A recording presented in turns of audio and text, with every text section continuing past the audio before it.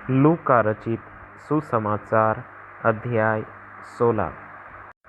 फिर उसने चेलों से भी कहा, किसी धनवान का एक भंडारी था और लोगों ने उसके सामने उस पर यह दोष लगाया कि वह तेरी सारी संपत्ति उड़ाए देता है। अतः उसने उसे बुलाकर कहा, यह क्या है जो मैं तेरे विषय में सुन रहा हूँ? अपने भंडारीपन का लेखा दे, क्योंकि तू आगे को भंडारी नहीं रह सकता।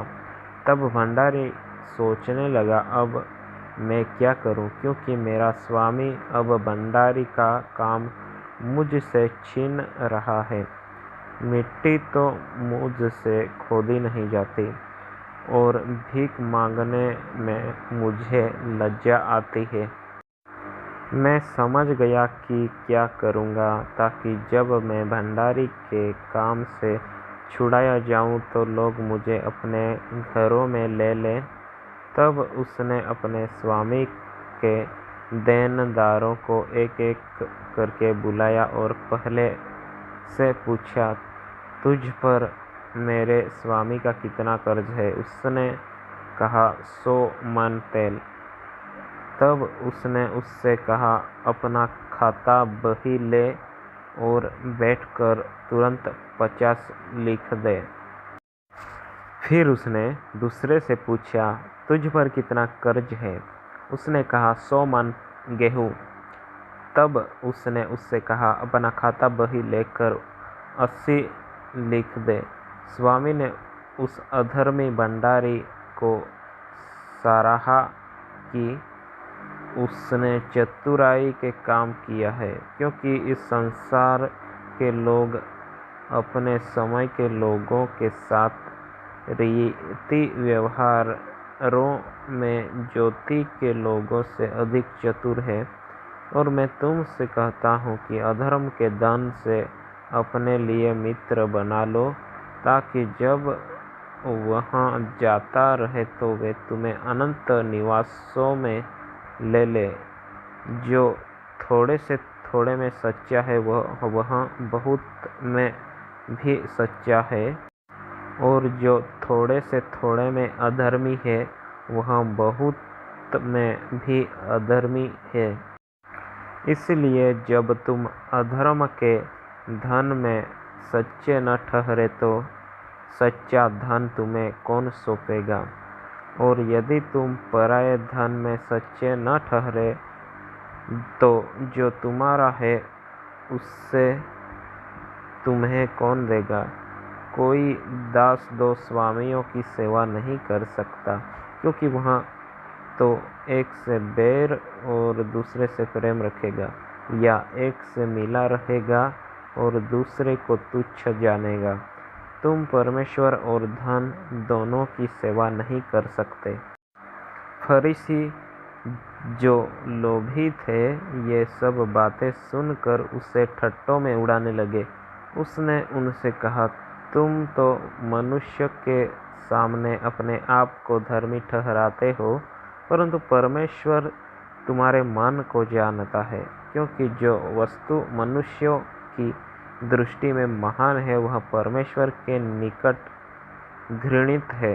व्यवस्था और भविष्यद्वक्ता यूहन्ना तक रहे उस समय से परमेश्वर के राज्य का सुसमाचार सुनाया जा रहा है, और हर कोई उसमें प्रबलता से प्रवेश करता है।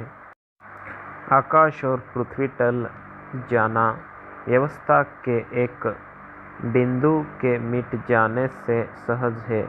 जो कोई अपनी पत्नी को त्याग कर दूसरी से विवाह करता है वह व्यभिचार करता है, और जो कोई ऐसी त्यागी हुई स्त्री से विवाह करता है वह भी व्यभिचार करता है। एक धनवान मनुष्य था जो बैंजनी कपड़े और मलमल पहनता और प्रतिदिन सुख विलास और धूमधाम के साथ रहता था।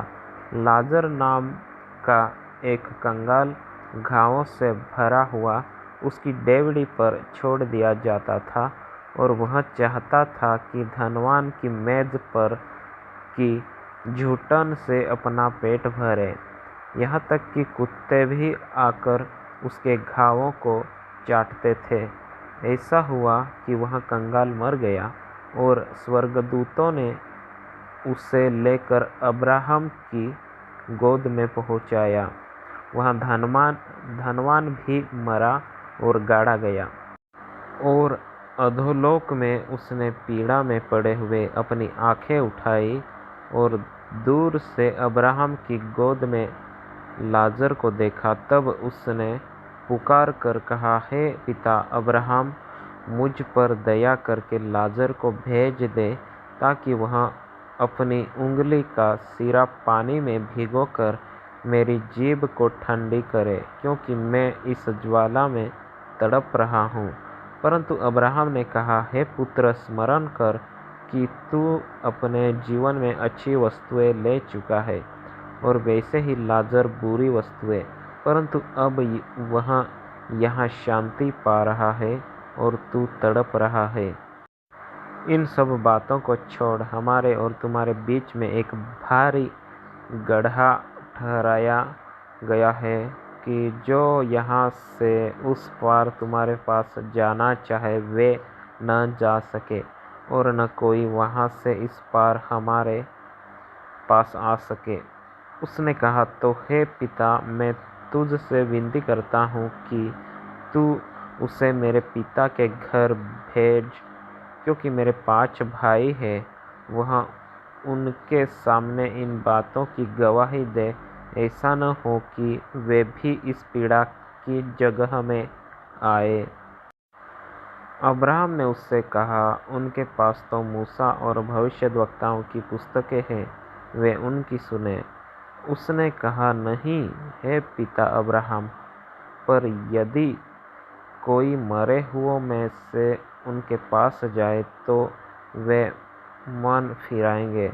उसने उससे कहा, जब वे मूसा और भविष्यद्वक्ताओं की नहीं सुनते, तो यदि मरे हुओं में से कोई जी भी उठे तो भी उसकी नहीं मानेंगे।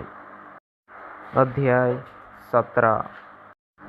फिर उसने अपने चेलों से कहा, हो नहीं सकता कि ठोकरें न लगे, परंतु हाय उस मनुष्य पर जिसके कारण वे आती है। जो इन छोटों में से किसी एक को ठोकर खिलाता है, उसके लिए यह भला होता कि चक्की का पाट उसके गले में लटकाया जाता और वह समुद्र में डाल दिया जाता। सचेत रहो, यदि तेरा भाई अपराध करे तो उसे समझा, और यदि पछताए तो उसे क्षमा कर। यदि दिन भर में वह 7 बार तेरा अपराध करे और 7 बार तेरे पास फिर आकर कहे, मैं पछताता हूँ, तो उसे क्षमा कर। तब प्रेरितों ने प्रभु से कहा, हमारा विश्वास बढ़ा।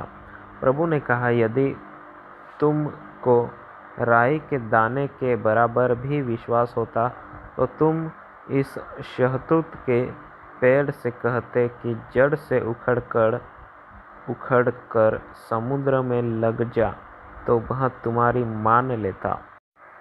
तुम में से ऐसा कौन है जिसका दास हल जोतता या भेड़ें चराता हो, और जब वह खेत से आए तो उससे कहे, तुरंत आकर भोजन करने बैठ, और यह न कहे, मेरा खाना तैयार कर, और जब तक मैं खाऊं पीऊं तब तक कमर बांध कर मेरी सेवा कर।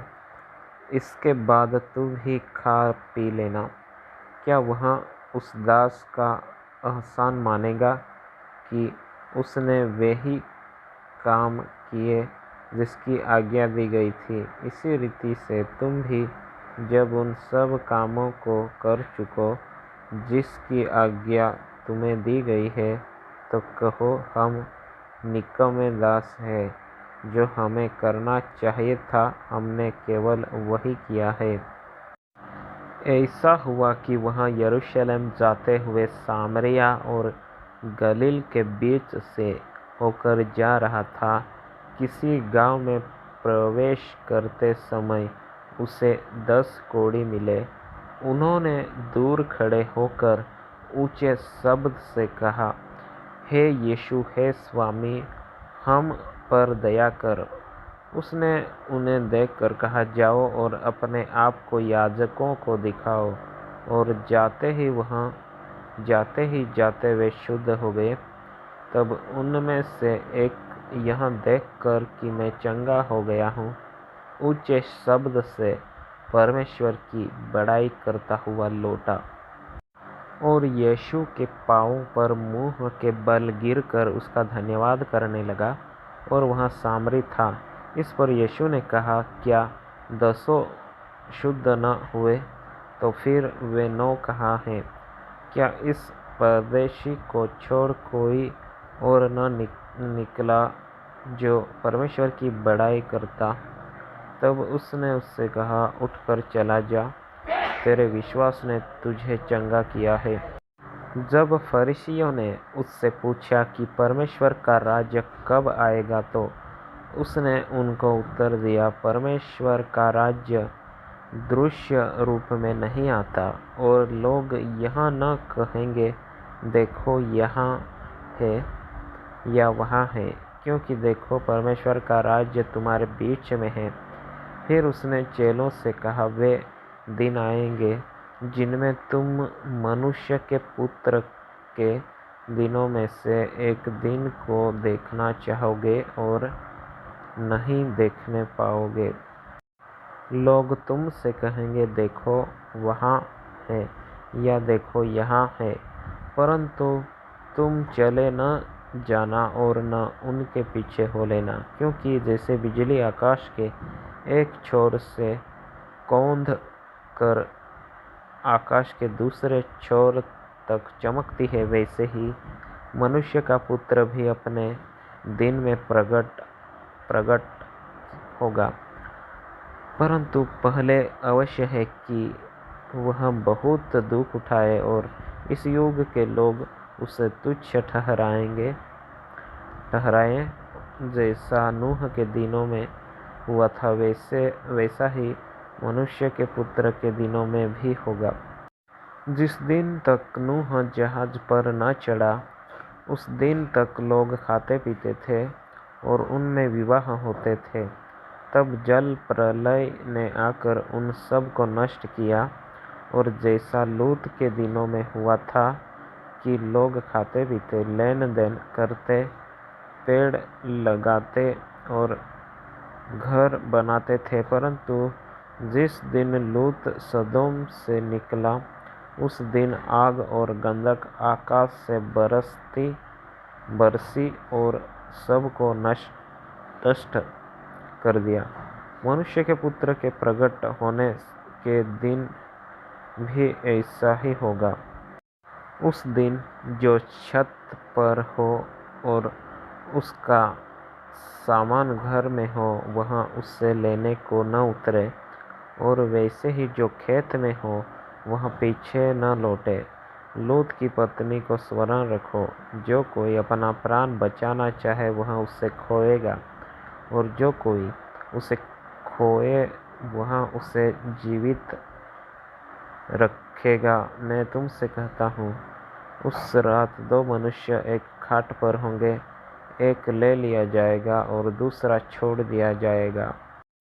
2 स्त्रियाँ एक साथ चक्की पीसती होंगी, एक ले ली जाएगी और दूसरी छोड़ दी जाएगी। 2 जन खेत में होंगे, एक ले लिया जाएगा और दूसरा छोड़ा जाएगा। यह सुन उन्होंने उससे पूछा, हे प्रभु, यहाँ कहाँ होगा? उसने उनसे कहा, जहाँ लोथ है वहाँ गिद्ध इकट्ठा होंगे। आमीन।